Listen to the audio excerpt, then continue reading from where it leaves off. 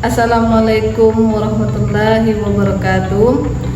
Yang saya hormati Bapak atau Ibu penguji uji kinerja mahasiswa PPG dalam Jabatan Transformasi Plus Kementerian Agama di LPTK IAIN Sultan Amai Gorontalo Bab 1 tahun 2025. Perkenalkan, nama saya Hilyani. Saya guru SKI Sejarah Kebudayaan Islam di MTS Nurul Falah. Saya adalah mahasiswa pendidikan profesi guru dalam Jabatan Kementerian Agama RI Bab 1 tahun 2025 di LPTK IAIN Sultan Amai Gorontalo dengan NIM 2421251257.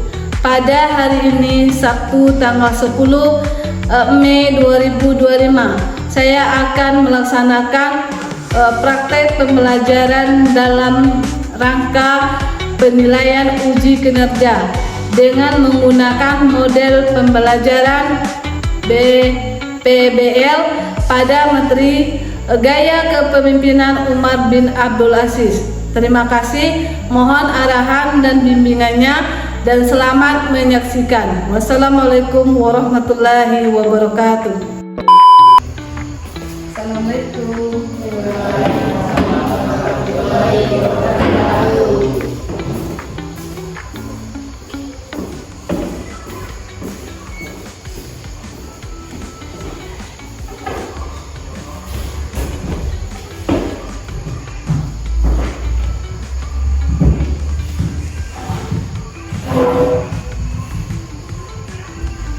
Anak-anak, sebelum kita belajar, seperti biasa kita berdoa dulu ya, yang akan dipimpin oleh kelas. Silakan Bandi, doanya dulu. Ya, berdoa mulai.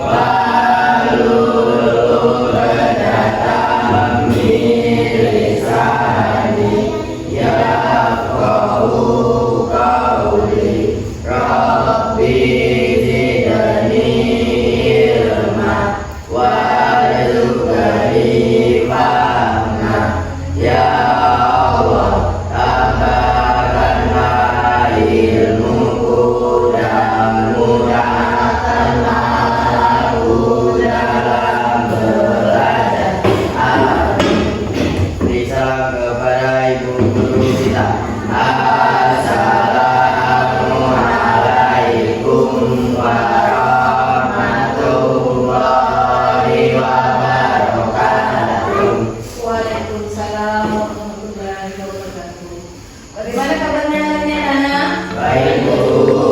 Alhamdulillah. Sehat? Sehat. Sehat semuanya. Semoga diberi kesehatan selalu ya. Baiklah anak-anak, sebelum Ibu masuk ke materi kita, Ibu absen dulu ya kehadiran kita pada pagi hari ini di kelas 7 ya, dalam mapel Sejarah Kebudayaan Islam ya. Pertama ada sekian ini, ada Bu Pandi Arianto, Ada, Bu. Muhammad Rian Firmansyah, Ada, Bu. Fitriani, Ridwan Mikael Andrianto, Rafael Yogi Santoso, Muhammad Fadil Gumilang, Saskia Aulia Octaviani, Aprilia Silva. Hadir semua ya. Alhamdulillah ya. Semuanya nanti. Seterusnya Ibu cek dulu perhatian kalian pada pagi hari ini ya. Apakah sudah rapi? Sudah. Alhamdulillah rapi ya. Tidak ada yang melanggar peraturan sekolah ya. Kemudian kebersihan rumah kita bagian tiket tadi sudah disapu? Sudah. Bagus. Alhamdulillah ya. Sudah disapu semuanya bagus ya. jalan anak. Namun sebelum ibu masuk ke materi baru kita, babak baru kita pada pagi hari ini, ibu akan mengulas sedikit ke belakang ya materi yang telah kita pelajari minggu kemarin. Masih ada yang ingat? Ya, silakan Pak Jil. Maya Bu. Nah, daulah Maya ya. Sebelum kita masuk ini, kita mengulas soal yang minggu kemarin. Nah, sekarang ibu mau bertanya, siapa yang tahu latar berdirinya Bani Umayyah? Kalau Umayyah ya. Ya, silakan Pak Jil. Dijadikan Daud Umayyah berdiri karena perpecahan dalam pemerintah Khulafaur Rasyidin dan perselisihannya terjadi di setelah wafatnya Utsman bin Affan. Iya, bagus ya. Berarti kalian ada yang sebagian telah memahami tentang materi yang ibu jelaskan minggu kemarin ya. Sekarang kita masuk ke materi baru atau baru, yaitu kepemimpinan gaya kepemimpinan Umar bin Abdul Aziz ya. Nah, ini kita lihat dulu biografi beliau ya. Nah, yang mana biografi Umar bin Abdul Aziz ini? Dia nama lengkap, nama lengkapnya adalah Muhammad Umar bin Abdul Aziz ya, Marwan bin Affan bin Asbin Umayyah bin Abdul Syam.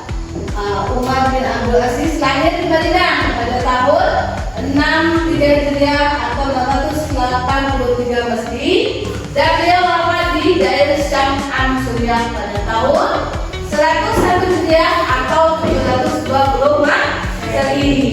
Nah, itulah beliau ya. Namun sebelum ibu lanjut ke tahap selanjutnya ya, ini ada tugas yang merupakan asesmen awal ya, yang akan ibu bagikan kepada kalian masalah pelajaran kita hari ini. Nanti setelah pelajaran terakhir, ibu akan mengambil kalian. Nanti kamu silakan isi ya, tuliskan pertanyaan yang ada di dalam kolom tersebut. Kita ya atau tidak ya. Oke.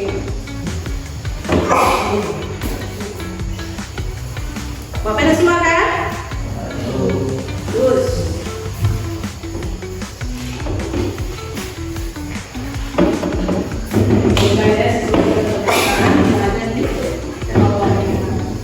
Sudah paham? Harga nanti akan bawa lagi. Nah, oke.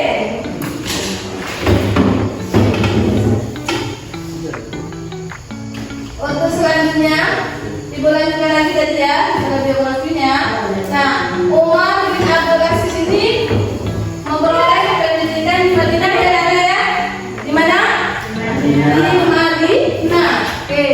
Nah, Umar bin Abdul Aziz ini juga terdiri dari pelajar ya, di tangan para ulama dan fuqaha. Nah, kata fuqaha ini kan ada istilah itu ya. Baru. Jadi apa itu fuqaha? Siapa yang bisa menjawab? Ayah, jangan ingat. Fuqaha adalah ahli hukum atau dalam Islam. Ya, orang yang ahli hukum sebenarnya hukum Islam itu yang disebut dengan fuqaha. Nah, dalam jumlah yang besar, jumlah gurunya ini, jumlah guru beliau ini mencapai 33 orang gurunya. Nah, kita aja satu orang gurunya satu ya. Nah, beliau mencapai 33 orang. Nah, 8 dari mereka dari 30 orang tadi itu adalah sahabat, dan 2 ulamanya lainnya adalah tabi'in. Nah, tabi'in dalam ilmu sejarah ini disebut kan? Apa itu tabi'in? Siapa yang tahu? Ya Bu. Nah, silakan Nabi. Tabi'in adalah generasi muslimin hidup setelah para sahabat Nabi Muhammad SAW dan belum pernah bertemu dengan beliau. Iya, bagus. Itu yang dikatakan tadi. Jadi di sini kan tidak dijelaskan ayahnya. Sekarang dijelaskan beliau, nama ayah beliau dari Umar bin Abdul Aziz ini. Ayahnya ada yang tahu nama ayahnya sebelum ibu sebutkan? Dia tahu?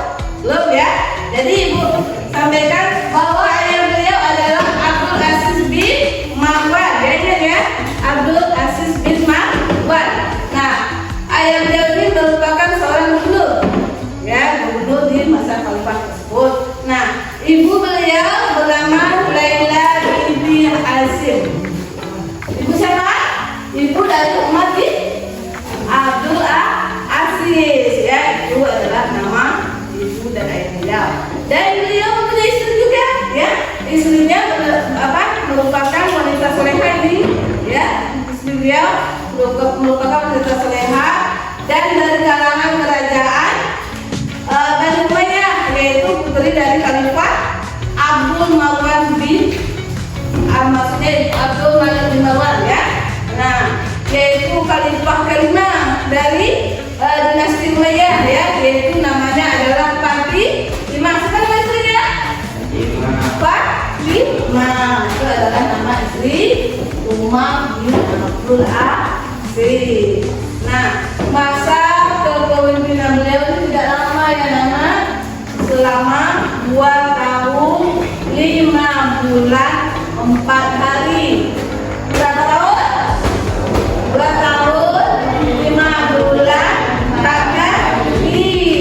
Pada waktu itu beliau berumur 40 tahun. Masih muda, ya. Nah, ya, beliau 2 tahun dia memimpin atau menjadi khalifah. Nah, digantikan oleh imamnya yang bernama Abdul Malik, ya. Nah, jadi itulah sekilas masalah biografi atau biografi Umar bin Abdul Aziz, ya. Kita lanjutkan.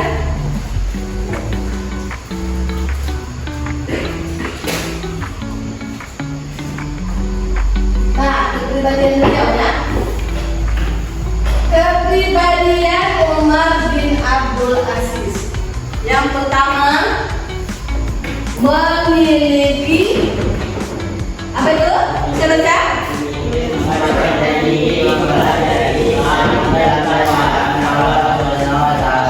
Iya, artinya apa? Contohnya, ya, ia sangat peka ini. Beliau ini sangat peka terhadap ayat-ayat Al-Quran, ya. Ayat-ayat Al-Quran. Sampai dia tuh mendengar ayat-ayat Al-Quran itu tersentuh hatinya, ya.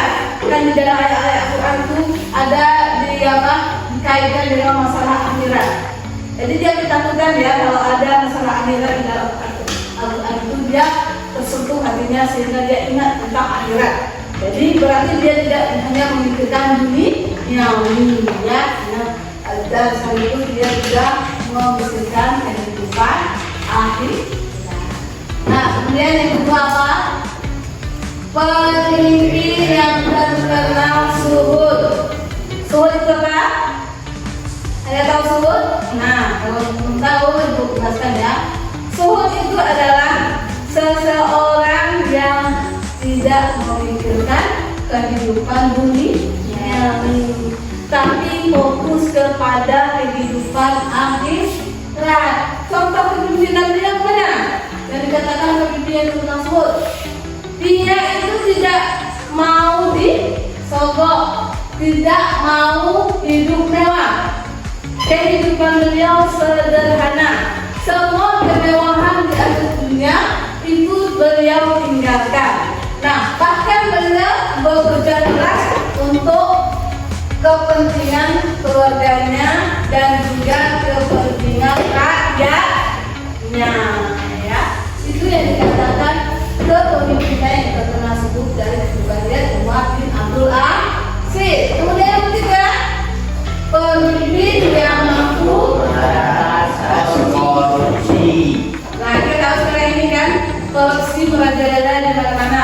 Tapi pada zaman beliau, di bawah kepemimpinan beliau, pejabat-pejabat beliau, ya, di bawah kepemimpinan beliau itu terdapat melakukan korupsi, maka langsung dipecat, ya, langsung dipecat oleh beliau karena beliau itu anti korupsi dan anti menerima hadiah dari siapa-siapapun yang dikategorikan dengan sombong, ya. Tuh, dan kemudian yang keempat, mensejahterakan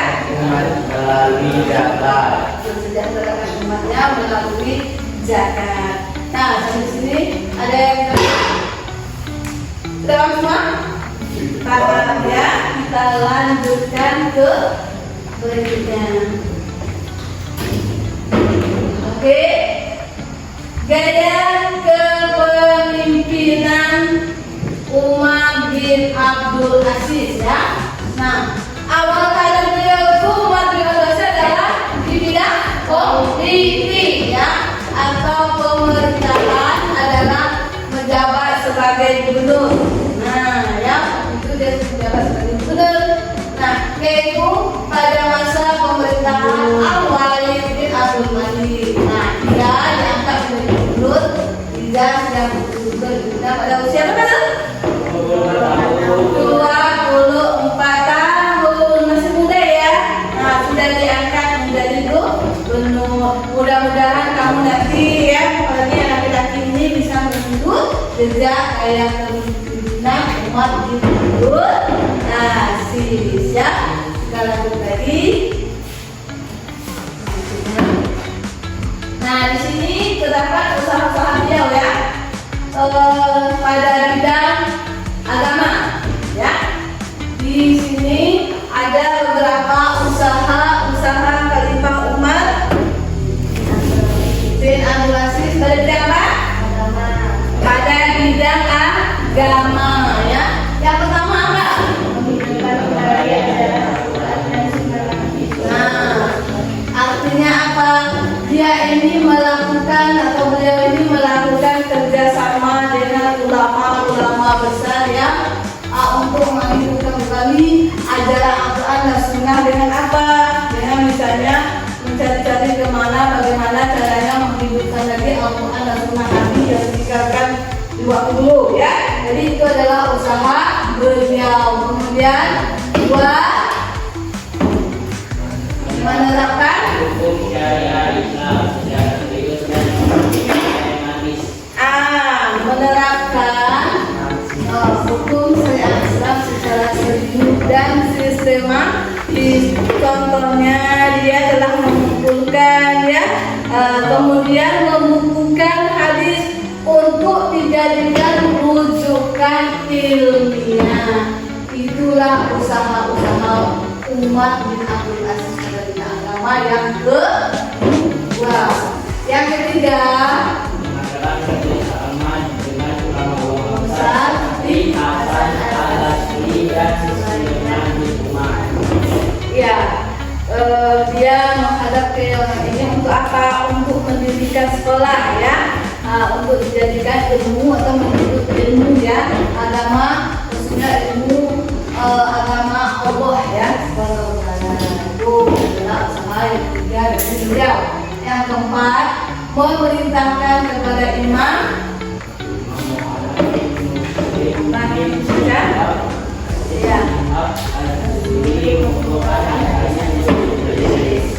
Oke, alasannya apa? Yang keempat nih ya, alasannya untuk menjaga dan melestarikan ya sumber hukum Islam.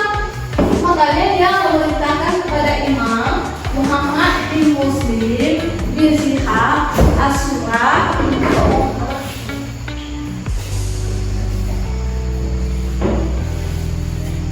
Nah ya, kita ulang lagi ya. Untuk memerintah kepada Imam Muhammad Muslim bin Syihab As-Surah mengumpulkan hadis-hadis untuk alasannya itu tadi ya. Alasannya itu tadi. Sampai di sini ada yang belum paham? Ya, ada terus. Paham semua? Paham semua. Ada pertanyaan ya? Ya, oke. Sekarang sebelum kita melanjutkan kerja kelompok ya, kita mengadakan baik anak, sebelum kita masuk ke kerja kelompok atau kegiatan kelompok kita dulu ya. Silakan berdiri.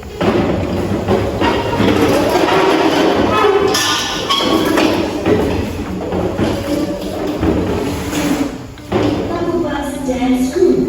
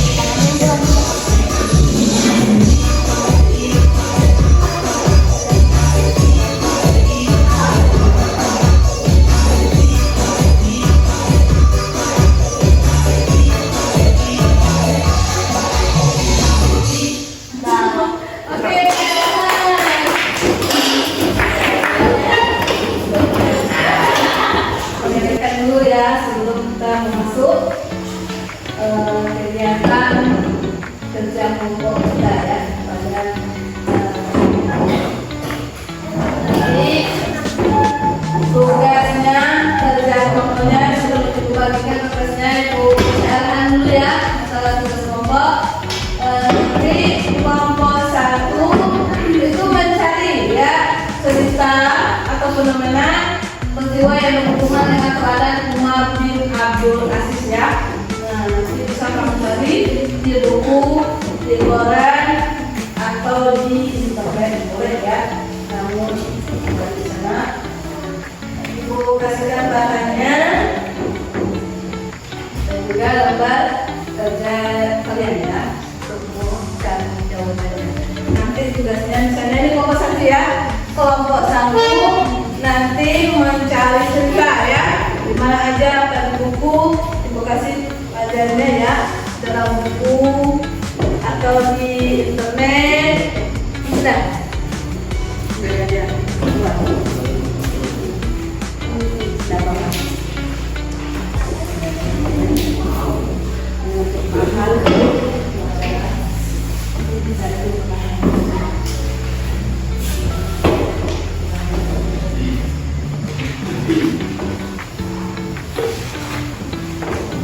Paham tadi kan masalahnya?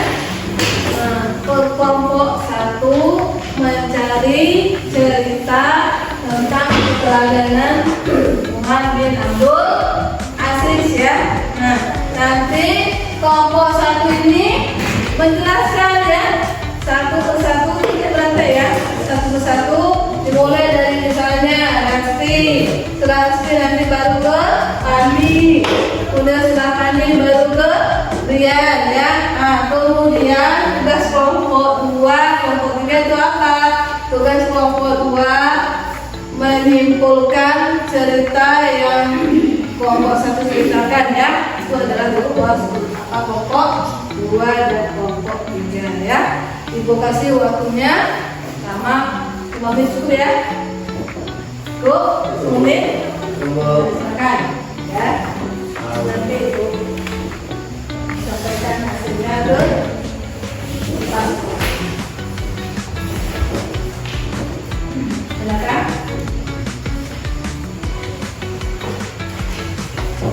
Kita mencari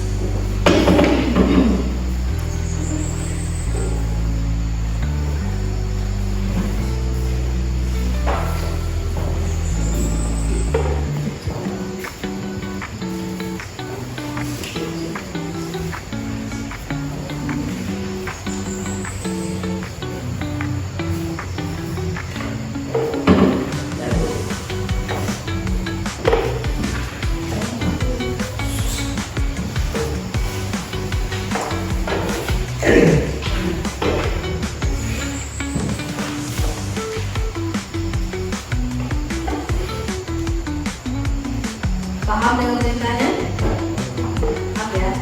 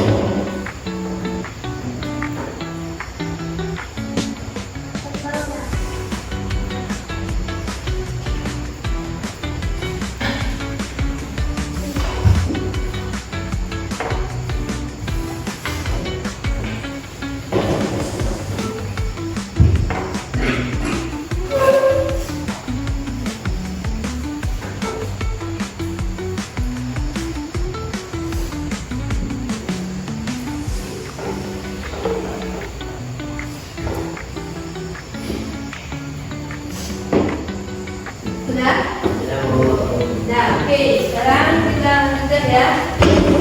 Sekarang kita silakan kelompok 1 membacakan atau mempresentasikan hasil cerita yang kita dapat ya, baik dari sumber dari buku maupun di internet. Silakan dibacakan kelompok 1.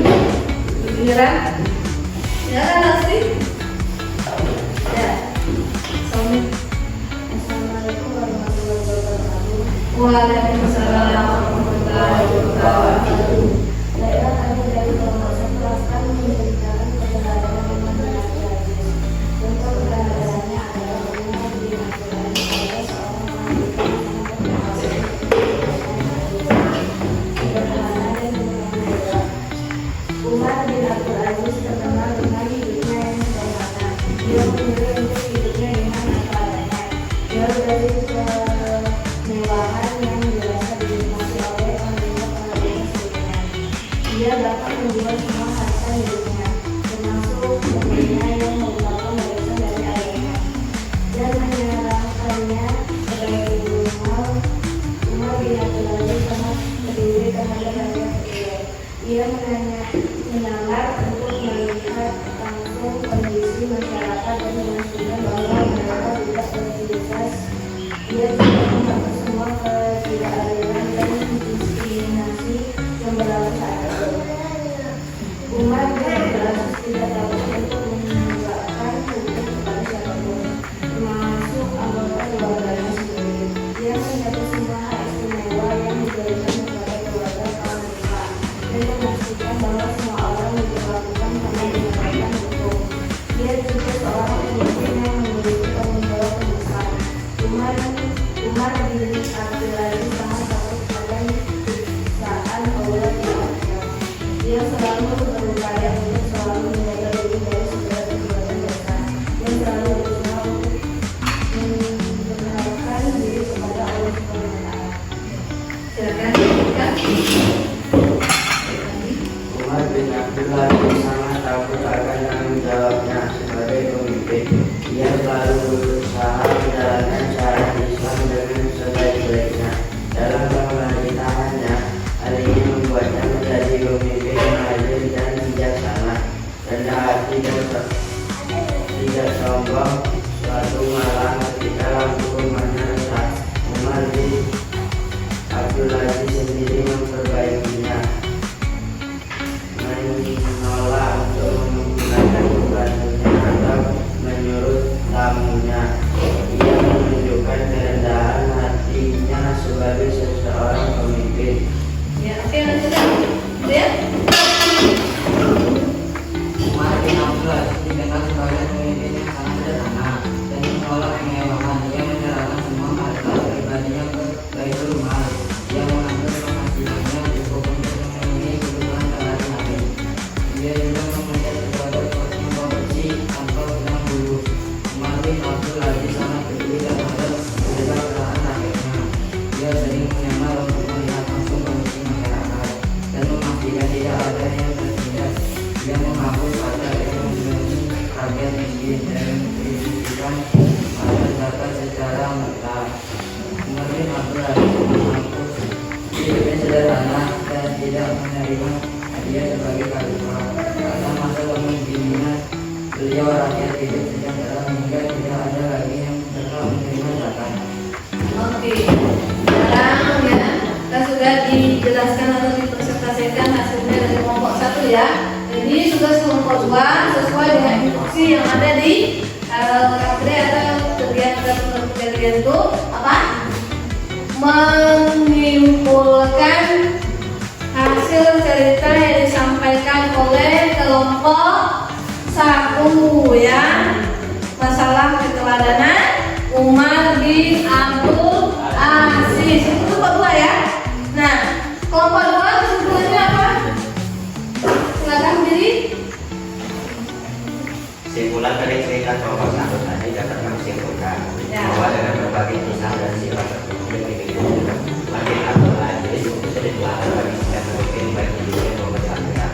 Teladan Umar bin Abdul Aziz dan kelompok-kelompok lain dapat menjadi inspirasi bagi kita semua untuk menjadi pribadi yang lebih baik dan memberikan kontribusi positif bagi masyarakat. Ya,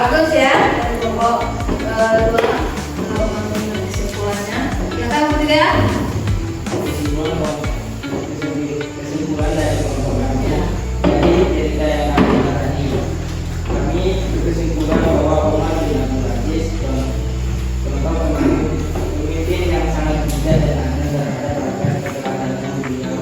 Keteladanan beliau patut dicontoh oleh pemimpin pada masa sekarang. Iya, bagus ya. Beri tepuk tangan dulu untuk tim kelompok. Ya, bagus ya. Dari persentase dari kelompok 1 tadi sudah bagus ya. Kemudian diberikan kesimpulan oleh kelompok 2 dan kelompok 3 juga hasilnya bagus ya. Nah, itulah materi kita pada hari ini ya. Nah, untuk selanjutnya mungkin ini adalah bab terakhir ya. Jadi semester 2 ini ya. Yang terakhir kita ketemu di kelas kelas 2 misalnya kelas 8 di bawah. Nah, adapun kesimpulannya ada yang bisa menyimpulkan? Kesimpulan dari pelajaran kali ini. Kesimpulannya adalah Umar bin Abdul Aziz adalah seorang pahlawan dan raja mulia sekaligus ahli pendidikan ya. Beliau juga dikenal sebagai pemimpin yang adil, bijaksana dan peduli terhadap rakyatnya ya. Jadi itulah kesimpulan atau informasi untuk kita pada hari ini tentang materi yang kita pelajari masalah kepemimpinan Umar bin Abdul Aziz. Ada yang mau bertanya sebelum tutup? Apa saudara? Nah, Ibu berpesan ya dengan kita mempelajari tentang gaya kepemimpinan Umar bin Abdul Aziz. Ini tambah generasi muda ya, generasi penerus. Jadi ikutilah teladanlah jejak Umar apa tadi? Abdul Aziz. Nah, kehidupannya yang sederhana ya, tidak sombong, rendah hati ya, selalu menjaga kebaikan untuk umatnya. Nah, jika kamu apapun jadi pemimpin besok-besok kalau besar ya, maka ikutilah teladan karena kita telah mempelajari masalah keteladanan Umar bin Abdul Aziz. Oke, sekianlah untuk hari ini ya. Terima kasih ya sudah hari ini kalian hadir semua ya.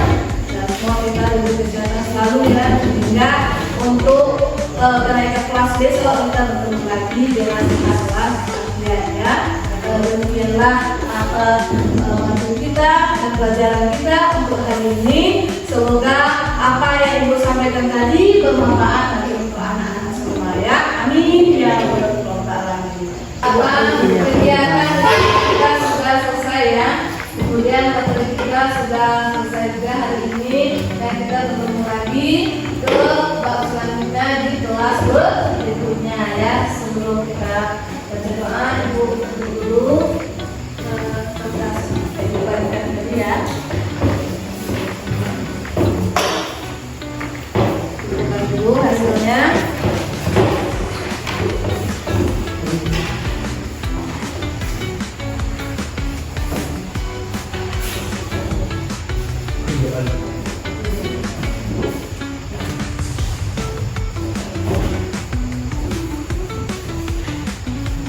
Baiklah, hasil penelitian dan kelompoknya pada hari ini ya. Alhamdulillah semuanya bagus ya hasilnya. Nah, sebelum kita menutup pelajaran kita kegiatan hari ini, marilah